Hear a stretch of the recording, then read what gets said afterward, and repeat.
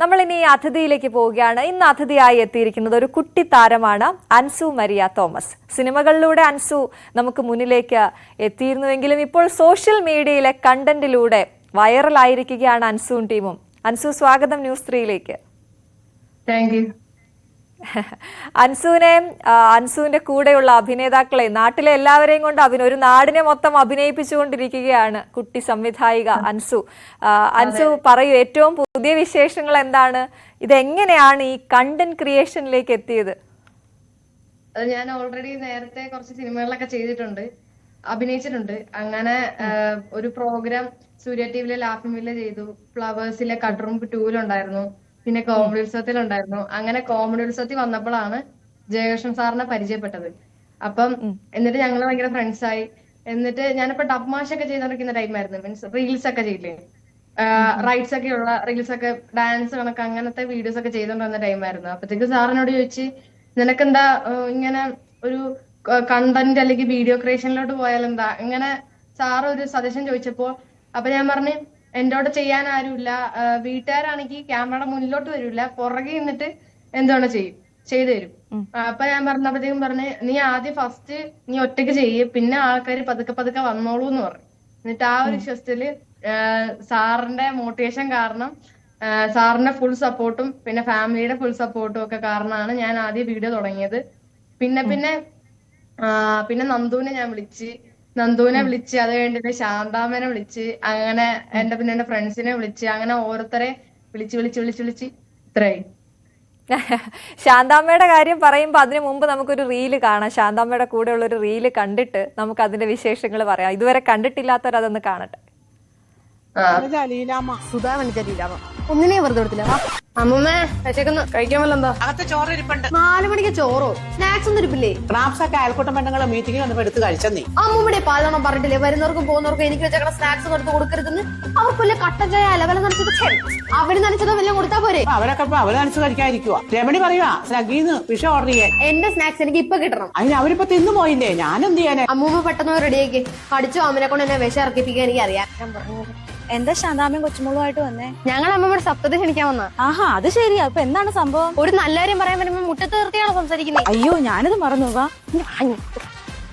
അതെ, വീട്ടിലാരെങ്കിലും വന്ന ചായയും പലഹാരം ഒന്നും കൊടുക്കത്തില്ല. എന്തെങ്കിലും കുടിക്കാനും കുറിക്കാനൊക്കെ ഉണ്ടെങ്കിൽ എടുത്തോണ്ട് വാ. അയ്യോ സോറി മോളെ, ഞാൻ ഇപ്പൊ വരാട്ടോ. വലിയ വീട്ടിലും വന്ന് കൊച്ചുപിള്ളേരുടെ തീറ്റസാനം തട്ടിവിടെ ഇവർക്കൊക്കെ നല്ല മിടുക്കാൻ. നീ എന്റെ നാണം കെടുത്തുവല്ലോ. അപ്പൊ എന്നാ ശാന്താമ്മയുടെ സപ്തതി? ആന്റി ഇന്ന് എത്ര ഡേറ്റ്? ആ കലണ്ടറിൽ നോക്കി പറയാവോ? ഇപ്പൊ പറയാവേ. 2 ദിവസത്തെ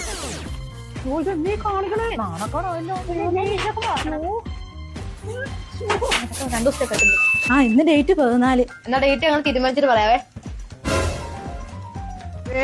എന്നെ അമ്മമ്മയും കൊച്ചുമോളും കൂടി പതിവല്ലാതെ ഇതിലേക്ക്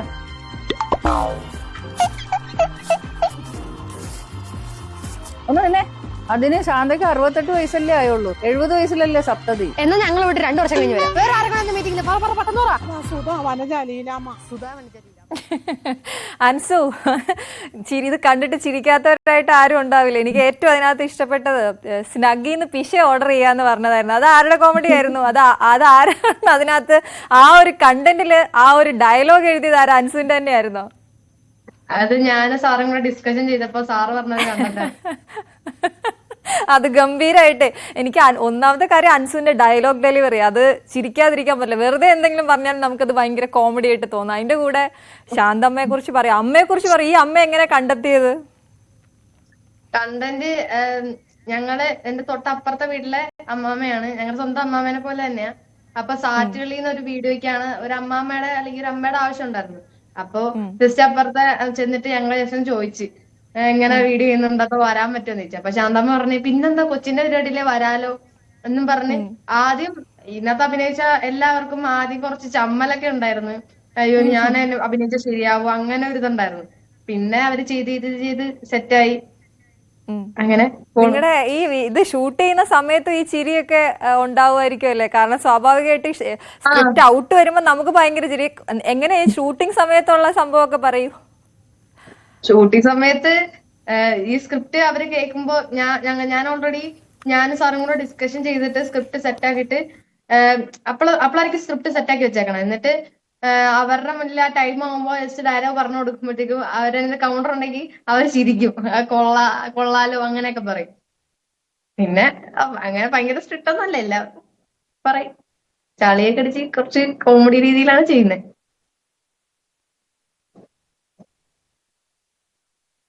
മക്കളെ കൈ നോക്കി ഭൂതം ഭാവി വർത്തമാനം പറയും. എവിടെ ആര്? വർത്തമാനം പറയുന്ന ഭൂതം റിമോട്ട് ആണോ ബാറ്ററി ആണോ? ശ്ശോ, ഈ ജനിച്ച പിള്ളേരുടെ കൈ നോക്കി ഫലം പറയാമെന്ന് പറഞ്ഞ എന്നെ പറഞ്ഞാ മതിയല്ലോ. മോളെ അതല്ല പറഞ്ഞത്, മോളുടെ കൈ നോക്കി ഭാവി പ്രവചിക്കാമെന്ന്. ഓ ടൈം ട്രാവലർ അമ്മച്ചി, അങ്ങനെ പണ ഏത് സെഞ്ചുറിയിൽ നിന്നാണ് വരുന്നത്? ഞാൻ സെഞ്ചുറി ഒന്നും അടിച്ചിട്ടില്ല മോളെ. തട്ടിയും മുട്ടിയും ഒരു 80-85 വരെ പോകും. അട്ടെ മോൾ അകത്ത് പോയി ഒരു 10 രൂപ എടുത്തു. അത് എന്തിനാ? 10 രൂപ തന്നാൽ 8 രൂപയുടെ ഫലം പറയും. ബാക്കി 2 രൂപ? അത് GST. നമ്മൾ ആ കൈ കാണിക്കും. ഇതെന്താ പ്ലാസ്റ്റിക് കൈയോ? കയ്യിലെ രേഖകളൊന്നും കാണുന്നില്ലല്ലോ. ഞങ്ങളുടെ കയ്യിൽ രേഖകളൊന്നും കാണില്ല ഗ്രാൻഡ്മ. അതെന്താ? ആരോടും പറയണ്ട, ഞാനൊരു ഏലിയൻ ആണ്, അന്യഗ്രഹ ജീവി. എന്നിട്ടാണോ അഞ്ഞിന്റെ വീട്ടിൽ വന്ന് നീ ഡയലോഗ് അടിക്കുന്നത്? അല്ല, ഇയാളിവിടെ എങ്ങനെ എത്തി? സുനിത വില്യംസിന്റെ പേടകത്തിൽ ഒട്ടിപ്പിടിച്ച് ഞാൻ ഇങ്ങ പോകുന്നു. സുനിത ചേച്ചിയും ഞാനും അവിടുത്തെ നെയ്ബേഴ്സ് അല്ലേ. എന്തായാലും ഗ്രാൻഡ്മ വന്ന സ്ഥിതിക്ക് എന്റെ കയ്യിൽ ഉള്ള രേഖ നോക്കി ലക്ഷണം പറയൂ. മോക്ക് നല്ല ചൊവ്വാദോഷമുണ്ട്. അമ്മച്ചി എന്ത് മണ്ടത്തരമാണ് ഈ പറയുന്നത്?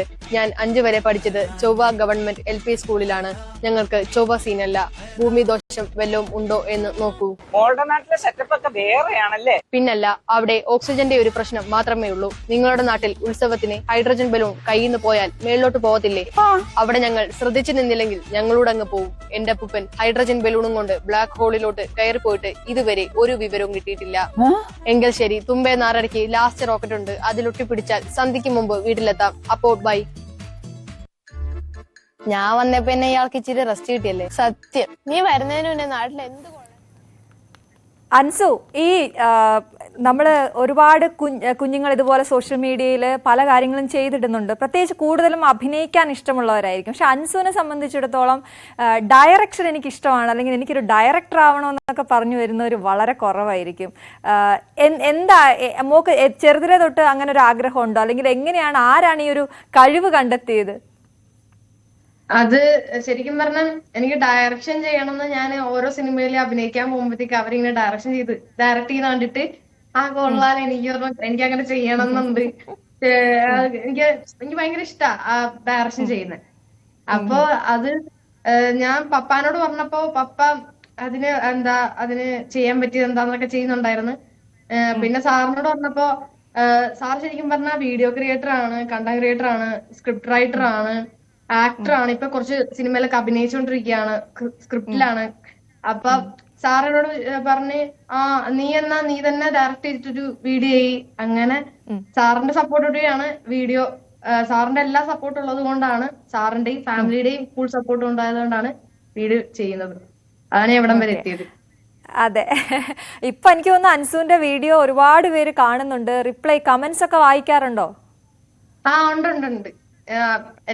മിക്കപ്പോഴും എല്ലാത്തിനും റിപ്ലൈ കൊടുക്കാറുണ്ട്. ഈ ഷൂട്ട് ചെയ്യുന്ന സമയത്ത് ആദ്യം ചെന്നപ്പോ പിന്നെ ആളുകൾ വിമുഖത കാണിച്ചല്ലേ, ഞങ്ങൾ വരുന്നില്ല അല്ലെങ്കിൽ പറ്റത്തില്ലെന്നൊക്കെ പറഞ്ഞവര് ഇപ്പൊ ഇടിച്ചു കയറി വരുന്നുണ്ടോ? ഞങ്ങൾ എന്നാ വീഡിയോ ചെയ്യുന്നതെന്ന് ചോദിക്കുന്ന ആ അവസ്ഥയിലേക്കൊക്കെ എത്തിയിട്ടുണ്ടോ? അത് ശരിക്കും പറഞ്ഞാൽ ഇവരോട് പറയുമ്പോ ഞാൻ വരത്തില്ലെന്ന് നേരിട്ട് ഇവർ പറയില്ല. ഇവരങ്ങനെ ഇല്ല എന്നൊന്നും പറയില്ല. ഇങ്ങനെ പറയും ഞാൻ ചെയ്ത് ശരിയാവോ, അത് എനിക്ക് അഭിനയിക്കാൻ അങ്ങനെ അറിയില്ല എന്ന് പറഞ്ഞ്. നന്ദുവിനൊക്കെ ഫസ്റ്റ് ടൈം വിളിച്ചപ്പോ അവന് ഭയങ്കര നാണമായിരുന്നു. ഇങ്ങനെ നിൽക്കുമ്പോ ഇങ്ങനെ ആടുമൊക്കെ ചെയ്യും. പിന്നെ ഓരോരുത്തരെ വിളിച്ച് ഞാനിങ്ങനെ അവരെ ചെയ്യിപ്പിച്ച് കാണിച്ചൊക്കെ കൊടുത്ത് എന്നിട്ട് അവരും കൂടെ കുറെ ട്രൈ ചെയ്താണ് ഇപ്പൊ ഈ ഒരു സ്റ്റേജിൽ എത്തിയേക്കണത്. ഇവരെ ഫസ്റ്റ് ടൈമിലുള്ള സ്റ്റേജിൽ പോലല്ലേ ഇപ്പൊ ചെയ്യിപ്പിച്ച് അവരിപ്പോ ഇതായിട്ടുണ്ട്. ഇപ്പൊ അവർക്ക് അങ്ങനെ നാണം പ്രശ്നം അങ്ങനെയൊന്നുമില്ല. പിന്നെ ഇപ്പൊ ശാന്താസൊക്കെ ശനിയാഴ്ച ഞായറാഴ്ച ഞങ്ങൾ വീഡിയോ ചെയ്യുന്നത്. അപ്പൊ ശനിയാഴ്ച ഞായറാഴ്ച വിളിച്ചു ചോദിക്കും ഇന്ന് വീഡിയോ ഉണ്ടോ, ഇന്നുണ്ടോ, ഇന്ന് എനിക്കുണ്ടോ, അങ്ങനെ ഇങ്ങോട്ട് വിളിച്ച് ചോദിക്കാറുണ്ട്. ആദ്യമൊക്കെ ഇപ്പൊ അങ്ങോട്ടും ഇങ്ങോട്ടൊക്കെ നടക്കുവാണെങ്കിൽ അടുത്ത വീഡിയോ എനിക്ക് കൂടെ ഒരു ക്യാരക്ടർ ഉണ്ടെങ്കിൽ തരുമോ, അങ്ങനെയൊക്കെ ആൾക്കാർ ചോദിക്കാൻ തുടങ്ങി. ഇഷോ, എനിക്ക് വയ്യ. ഒരു ഡയറക്ടറോട് ചോദിക്കുന്ന പോലെ എനിക്കൊരു ക്യാരക്ടർ ഉണ്ടെങ്കിൽ തരണമെന്നൊക്കെ പറയുമ്പോൾ അത് ഗംഭീര വിജയമാണ് അൻസുവിനെ സംബന്ധിച്ച്. അൻസു എവിടെയാണ് താമസം? നമ്മളിപ്പോൾ സ്ക്രോൾ ചെയ്ത് പോകുമ്പോൾ അൻസുവിന്റെ വീഡിയോസ് വരുമ്പോൾ നമ്മൾ ഫോളോ ചെയ്യുന്നു. അതിനപ്പുറത്തേക്ക് റീലിൽ ഉള്ള അൻസുവും റിയൽ അൻസുവും എങ്ങനെയാണെന്ന് ഞങ്ങൾക്ക് അറിയണമെന്നുണ്ട്. അപ്പോൾ എവിടെയാണ് താമസിക്കുന്നത്, വീട്ടിൽ ആരൊക്കെയുണ്ട്, പഠിക്കുന്നത്, സ്കൂള് എല്ലാം പറയാമോ? ഞാൻ ശരിക്കും പറഞ്ഞ എറണാകുളത്ത് തൃപ്പൂണിത്തുറയ്ക്ക് അടുത്തുള്ള കാഞ്ഞിരപട്ടം എന്ന് പറഞ്ഞ സ്ഥലത്താണ് ഞാൻ താമസിക്കുന്നത്. ഞാൻ സെന്റ് ഇഗ്നേഷ്യസ് HS സ്കൂളിലാണ്, കാഞ്ഞിരപട്ടം തന്നെയുള്ള സ്കൂളിലാണ് ഞാൻ പഠിക്കുന്നത്. ഞാൻ 8th പഠിക്കുന്നത്. എനിക്ക് 13 വയസ്സുണ്ട്. ആഹാ. എന്റെ അവിടെയുള്ള ഫ്രണ്ട്സ് കുറെ പേര് ഇതിനകത്ത് അഭിനയിക്കുന്നുണ്ട്. ഞാൻ നേരത്തെ പഠിച്ച സെന്റ് ഫ്രാൻസിസിലെ ഫ്രണ്ട്സും അതിനകത്ത് അഭിനയിക്കുന്നുണ്ട്. നാട്ടുകാര് കുറെ പേരുണ്ട്. അവിടുത്തെ ആ സ്കൂളിലത്തെ HM ഒക്കെ ഭയങ്കര സപ്പോർട്ടാണ്, ടീച്ചേഴ്സ് ഒക്കെ ഭയങ്കര സപ്പോർട്ടാണ്. ഞാൻ ഓൾറെഡി സ്കൂളിൽ വെച്ചൊരു വീഡിയോ ചെയ്തിട്ടുണ്ട്. അപ്പം അതിനൊക്കെ നല്ല സപ്പോർട്ടായിരുന്നു അവര്. നമ്മുടെ റാഗിംഗ് വീഡിയോ അല്ലേ, അതല്ലേ? ആ റാഗിംഗ് വീഡിയോ, അത് ഗംഭീര വീഡിയോ ആയിരുന്നു. എല്ലാരും നല്ല സപ്പോർട്ടാ. ആണോ?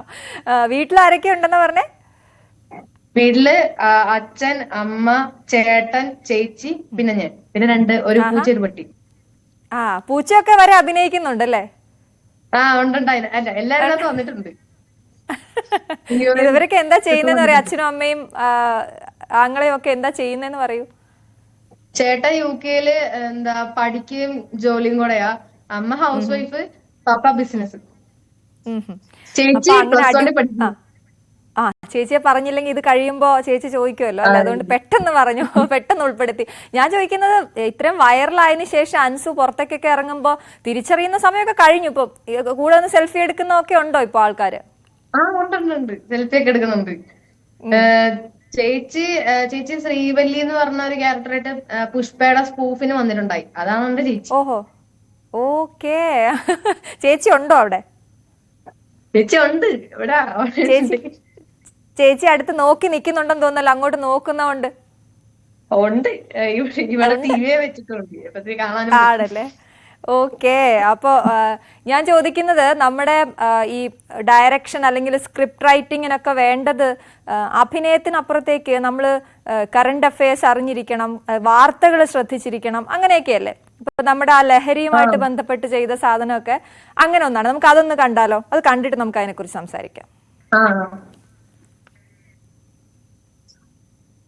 ഞാൻ വന്നപ്പോ എന്നെ ഇയാൾക്ക് ഇച്ചിരി റെസ്റ്റ് കിട്ടിയല്ലേ? സത്യം, നീ വരുന്നതിന് മുന്നേ നാട്ടിൽ എന്ത് കൊള്ളരുതായ്മ നടന്നാലും കുറ്റം എന്റെ തോളത്തായിരുന്നു. പണ്ട് കൊല്ലും കൊലയും നടന്ന അത് ദൃശ്യം മോഡൽ, ഇപ്പൊ അതേ മാർക്കോ എഫക്റ്റ്. എന്ത് കഷ്ടല്ലേ? ഇവറ്റകള അതിനെല്ലാത്തിനും കാരണം. ഈ നാശത്തിനൊക്കെ നിരോധിക്കണം.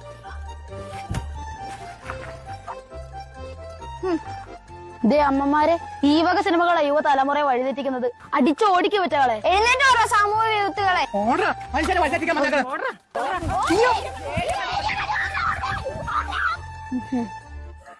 ഇവന്മാരുള്ളതുകൊണ്ട് നമ്മൾ സേഫാ. വരൂ, നമുക്ക് യുവതലമുറയെ വാർത്തെടുക്കാം. വരൂ, നമുക്ക് യുവതലമുറയെ വാർത്തെടുക്കാം. അയാളുടെ പേരെന്താണ്?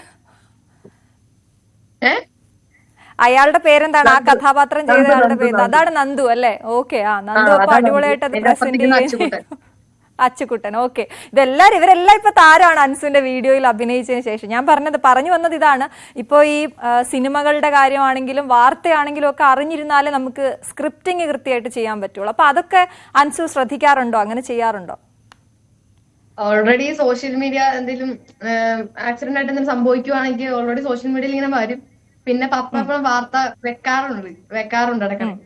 അപ്പൊ ഇടയ്ക്കിടയ്ക്ക് എല്ലാ ദിവസവും വെക്കാറുണ്ട്. അപ്പൊ അത് കാണാറുണ്ട്. വാർത്ത മൊത്തം ഡാർക്ക് ആണല്ലോ. നിങ്ങള് ന്യൂ ജനറേഷൻ കുട്ടികൾക്ക് എന്താ തോന്നുന്നത്? വാർത്ത വെക്കുമ്പോ കൊലപാതകവും MDMA മയക്കുമരുന്നും ഒക്കെ ആണല്ലോ. അപ്പൊ അൻസു ഒരു ഈ ഡയറക്ടേഴ്സ് എന്നൊക്കെ പറയുമ്പോൾ, അല്ലെങ്കിൽ സോഷ്യൽ മീഡിയ ഇൻഫ്ലുവൻസർ എന്നൊക്കെ പറയുമ്പോൾ നിങ്ങൾക്ക് പ്രത്യേകിച്ച് കുറെ ഉത്തരവാദിത്തങ്ങളുള്ള ആളുകളാണല്ലോ. അപ്പൊ എന്താ തോന്നുന്നത് അൻസുവിന്? വാർത്ത കാണുന്നോണ്ട് വലിയ പ്രശ്നമൊന്നും എനിക്കങ്ങനെ വന്നിട്ടൊന്നുമില്ല. ലോകത്തെ കാര്യമൊക്കെ അറിയാം. പപ്പ വെക്കുമ്പോ കാണാറുണ്ട്. പിന്നെ സോഷ്യൽ മീഡിയാസിലും വന്നുണ്ട് ഇങ്ങനെ. ഇപ്പൊ ഇങ്ങനെ നിങ്ങളുടെ ഇൻസ്റ്റാഗ്രാം പേജിൽ ഇടുവല്ലോ ഓരോ പുതിയ ന്യൂസ്. അങ്ങനെ കാണാറുണ്ട്, അറിയാറുണ്ട്. എല്ലാ കാര്യങ്ങളും വളരെ പോസിറ്റീവായിട്ട് എടുക്കുന്ന ആളാണ് അൻസു എന്ന് തോന്നുന്നു, വാർത്തകളെ വരെ അല്ലേ? എല്ലാം പോസിറ്റീവ് മൈൻഡ്. എന്താ ഇത് ഈ വീട്ടിൽ പറ്റിയ അതിന്റെ മാർക്കോന്റെ ആ വീഡിയോ ചെയ്തതിന്റെ കാരണം എന്താന്ന് വെച്ചാ, ഓൾറെഡി ഈ മറ്റേ കുറെ കൊലപാതകം നടന്നില്ലല്ലോ കഴിഞ്ഞ ദിവസം, ഒരു ചേട്ടനെ.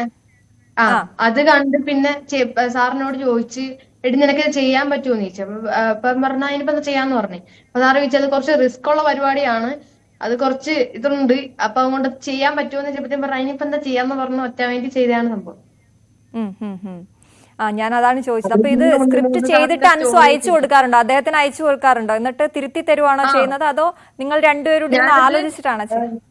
ഞാനത് ചെയ്ത് കഴിഞ്ഞിട്ട് വീഡിയോ എടുത്തു കഴിഞ്ഞിട്ട് ഞാൻ എന്റെ റഫ് കട്ട് സാറിന് അയച്ചു കൊടുക്കും. അപ്പൊ സാർ അത് കണ്ടിട്ട് എന്തെങ്കിലും പ്രശ്നം ഉണ്ടെങ്കിൽ പറയും, കൊള്ളില്ലെന്ന് തന്നെ പറയും, നല്ലാണെങ്കിൽ നല്ലതെന്ന് തന്നെ പറയും.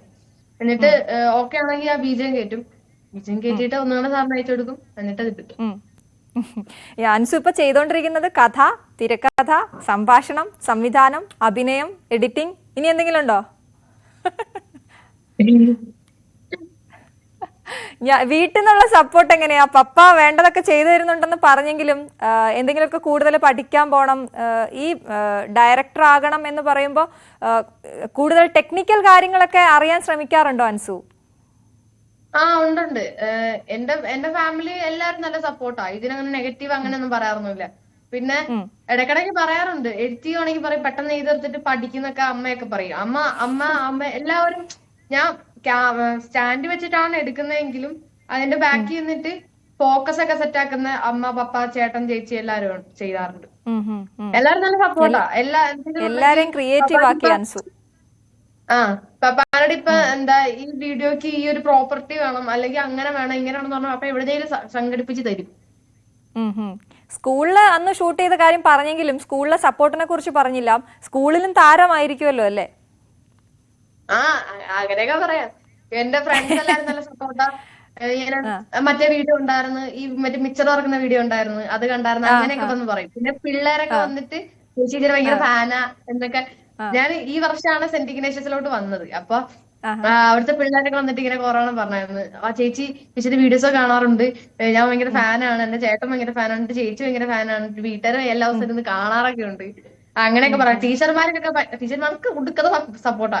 HMും എല്ലാരും അടിപൊളിയാ, എല്ലാരും നല്ലോണം സപ്പോർട്ട് ചെയ്യും. ഞാൻ ഒരു ഷോർട്ട് ഫിലിം ഡയറക്ട് ചെയ്തായിരുന്നു, ചുരുൾ എന്നാ പേര്, ഞാൻ എന്റെ ചാനലിൽ തന്നെ ഇട്ടേക്കണം.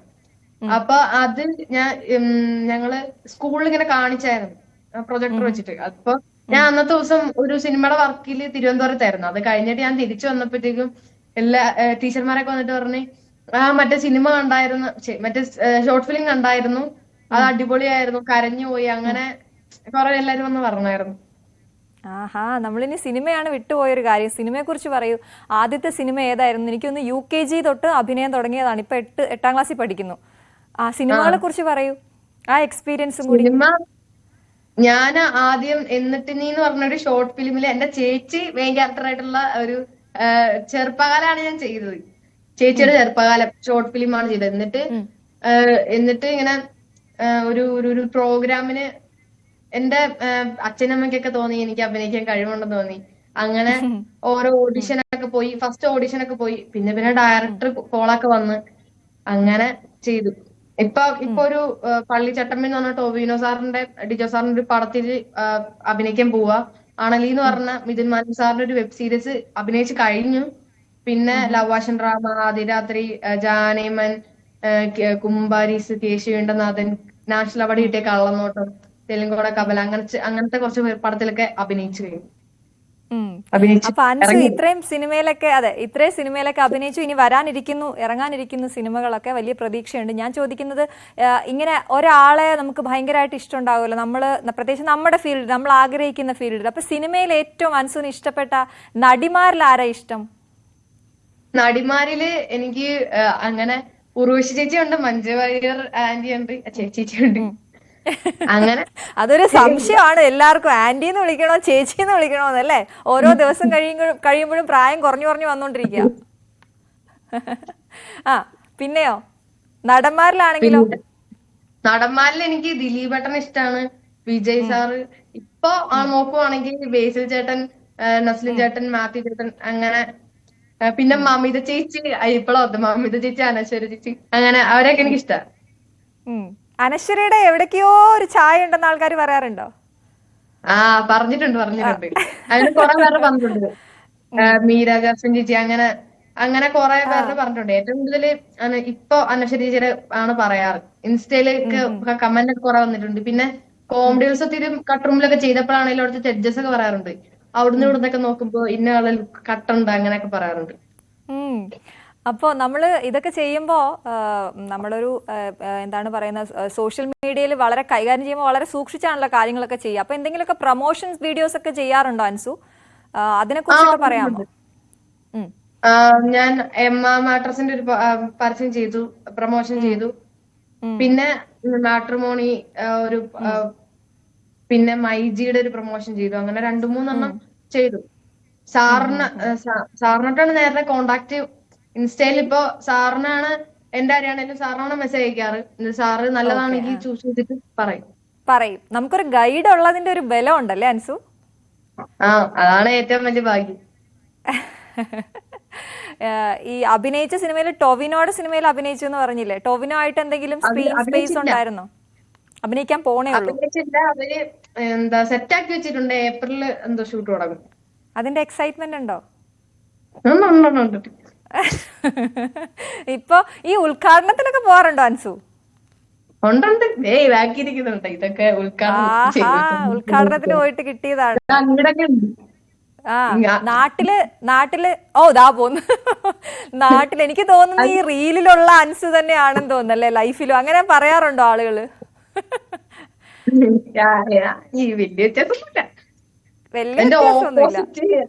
ഓപ്പോസിറ്റ് ഒരു ട്രോഫി വെക്കുന്ന ഒരു ഷെൽഫ് കൊണ്ട് ഇപ്പുറത്ത് മറ്റേ ടിവിയുടെ അടിയില് അവിടെ സ്പേസ് ഉണ്ട്. അവിടെ എല്ലായിടത്തും നിറഞ്ഞോ വീട്?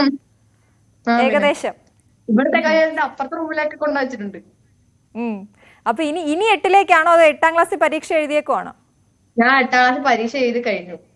ഇനി 9ലോട്ടാണ് അൻസു. അപ്പൊ 9ഉം ജയിക്കുവാണേലല്ലേ? പഠിത്തത്തിന്റെ കാര്യമൊക്കെ എങ്ങനെയാ പോകുന്നത്? അപ്പൊ നേരത്തെ പറഞ്ഞു സ്ക്രിപ്റ്റ് ചെയ്തോണ്ടിരിക്കുമ്പോ പറയും വേഗം എഡിറ്റ് ചെയ്തിട്ട് വേഗം പോയിരുന്ന് പഠിച്ചോളാൻ പറയുമെന്ന്. ഇനി അങ്ങോട്ടെല്ലാം സീരിയസ് ആയിട്ടുള്ള ക്ലാസ്സുകളാ. അതെ. എന്താ ടീച്ചർമാരൊക്കെ സപ്പോർട്ട്. ഇപ്പൊ ഞാൻ എന്തായാലും വീഡിയോ ചെയ്യുന്നത് ശനിയാഴ്ച ഞായറാഴ്ചയാ. അപ്പൊ ഇതിന്റെ പഠിത്തത്തിന് അത്ര വലിയ പുറകോട്ടൊന്നുമല്ല. പഠിക്കുകയൊക്കെ ചെയ്യും. മാർക്കൊക്കെ അത്യാവശ്യമൊക്കെ ഉണ്ട്. പിന്നെ എന്താ ടീച്ചർമാരൊക്കെ നല്ല സപ്പോർട്ടാ. പിന്നെ ഫ്രണ്ട്സ് ഒക്കെ ആണെങ്കിലും ഇങ്ങനെ പറഞ്ഞൊക്കെ തരും. ഞാൻ വരാത്ത ദിവസമാണെങ്കിൽ പറഞ്ഞൊക്കെ തരും. നമ്മുടെ ഈ ഡാൻസിന്റെ കാര്യമൊക്കെ നേരത്തെ പറഞ്ഞു. കലോത്സവങ്ങളിലൊക്കെ പങ്കെടുക്കുമായിരുന്നോ? നമ്മുടെ നാടകത്തിലോ അങ്ങനെയൊക്കെ? നാടകമല്ല, ഞാൻ നാടോടി നൃത്തം, കഥാപ്രസംഗം, മോണാക്ട് ഈ 3 പരിപാടിക്കാണ് മിക്കപ്പോഴും പങ്കെടുക്കാറ്. എല്ലാത്തിനും ആരെ അനുകരിക്കുന്ന പരിപാടിയൊന്നുമില്ല? ഇല്ല. പാട്ടും ഇല്ല? അല്ല, എനിക്ക് ചെയ്യിക്കാൻ പറ്റുന്ന ഒന്നുമില്ല. എനിക്ക് ഇവിടെ ഇരുന്ന് ചെയ്യിക്കാൻ പറ്റുന്ന ഒന്നുമില്ല. സേഫായി. ഡാൻസ് ആണ് എനിക്ക്. ഇതൊക്കെ കഴിഞ്ഞിട്ട് എനിക്ക് പാട്ട്, ഡാൻസ് അങ്ങനെ ഒരു ഇതില് എനിക്ക് ഡാൻസ് ആണ് ഏറ്റവും കൂടുതൽ ഇഷ്ടം. സിനിമയിലെ മീൻസ് ചെറുതിലെ തൊട്ട് അഭിനയിക്കുന്നതുകൊണ്ട് ഇത്രയും സിനിമ കവർ ചെയ്തുകൊണ്ട് ഞാൻ ചോദിക്കുക. എങ്കിലും ഭയങ്കര കൗതുകത്തോടെ നോക്കി നിന്ന എന്തെങ്കിലുമൊക്കെ ഒരു സീനോ എടുക്കുന്നതോ? സിനിമ ഭയങ്കര സ്വപ്നം കാണുന്ന ആളാണല്ലോ. അതിനെക്കുറിച്ച് എന്തെങ്കിലും ഒരു എക്സ്പീരിയൻസ് പങ്കുവയ്ക്കാൻ പറഞ്ഞാൽ ഏത് സിനിമ ഓർക്കും? ഏത് സെറ്റ് ഓർക്കും? കേശുവിടുന്ന നാഥൻ. ആ സിനിമയില് എല്ലാവരും ഉണ്ടായിരുന്നു. ദിലീപ് ഏട്ടനാണെങ്കിൽ, ഉർവശി ചേച്ചി, പിന്നെ ഗണപതി ചേട്ടൻ. അതിനകത്ത് അത് കഴിഞ്ഞിട്ട് ആ ഗണപതി ചേട്ടനാണ് എന്നെ ജാനമല്ലോട്ട് വിളിച്ചത്. അപ്പൊ മറ്റേ ബസ്സിലെ സീനൊക്കെ ആണെങ്കിലും ഈ ഉർവശി ആണെങ്കിലും ദിലീപേട്ടനാണെങ്കിലും അവിടെ നസ്ലിൻ ചേട്ടനൊക്കെ ആണെങ്കിലും അവരൊക്കെ അഭിനയിക്കുന്ന കണ്ടിട്ട് കൊള്ളാം, അടിപൊളി. ഇങ്ങനെ നോക്കി അവരുടെ അഭിനയം കണ്ടിട്ട് നല്ല രസാ. തിരിച്ച് നമ്മുടെ ഡയറക്ഷനിലേക്ക് വന്നാൽ അൻസു പറഞ്ഞല്ലോ അവിടെ ഓരോരുത്തരെയും എനിക്ക് തോന്നുന്നു നോർമൽ ഒരു ഡയറക്ടറെ കാട്ടി പാടാണ് അൻസുവിന്റെ കാര്യം. കാരണം അഭിനയം വലുതായിട്ട് വശമില്ലാത്തവരെ പഠിപ്പിച്ചെടുത്ത് അഭിനയിപ്പിക്കണം അല്ലേ? അപ്പോൾ ഈ കാസ്റ്റിംഗ് ഒക്കെ കൊടുക്കുമ്പോൾ എത്ര സമയം എടുക്കും ഒരു സ്ക്രിപ്റ്റ് ഒക്കെ ചെയ്ത് തീരാൻ? ഒരു ദിവസം തന്നെ ചെയ്യാറുണ്ടോ അതോ കുറെ ദിവസങ്ങളായിട്ടാണോ ചെയ്യാറ് ഈ ഒറ്റ സാധനം? ഇല്ല, ഒരു ദിവസം ഫുൾ ഫ്രീ ആണെങ്കിൽ ഒരു ദിവസം കൊണ്ട് തന്നെ സെറ്റ് ആക്കാൻ പറ്റും. ഒരു ദിവസം മതി. ഓക്കെ, ഒരു ദിവസം മതി. ഓക്കെ. അപ്പൊ പിന്നെ എഡിറ്റിംഗ് ഒക്കെ ബാക്കി കാര്യങ്ങളല്ലേ? ഓക്കെ, അന്ന് തന്നെ അതും ചെയ്തു വെക്കാം. അപ്പൊ എന്തായാലും ഒരുപാട് വീഡിയോസ് ഞങ്ങൾ ഇനിയും പ്രതീക്ഷിക്കുകയാണ്. ഞങ്ങൾക്കൊക്കെ വലിയ ഇഷ്ടമാണ്. ഇനിയും ഒരുപാട് വീഡിയോകൾ ചെയ്യാൻ കഴിയട്ടെ, കൂടുതൽ ആളുകളെ ഉൾപ്പെടുത്താൻ കഴിയട്ടെ, ഒരുപാട് പേർക്ക് ചാൻസ് കൊടുക്കാൻ അൻസുവിന് കഴിയട്ടെ. എല്ലാവിധ ആശംസകളും. താങ്ക് യു സോ മച്ച് അതിഥിയായിട്ട് എത്തിയതിന്. ന്യൂസ് 3 പൂർണ്ണമാവുകയാണ്. പുതിയ അതിഥിയുമായി വീണ്ടും കാണാം. നമസ്കാരം.